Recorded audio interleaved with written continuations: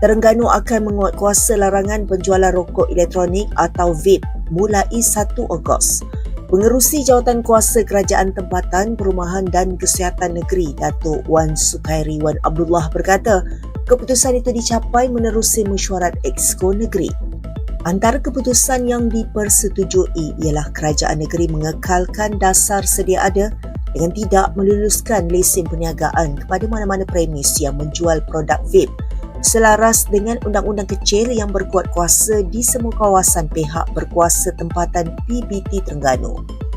Bagi tujuan yang sama, syarat lesen perniagaan pula akan diperkemas bagi memastikan larangan penjualan vape dapat dikuatkuasakan sepenuhnya.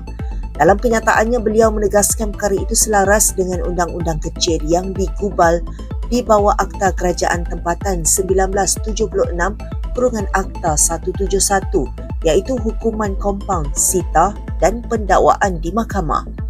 Kerajaan negeri juga berpendirian tidak akan menerima sebarang bentuk tajaan daripada syarikat pengeluar produk vape membabitkan majlis kerajaan.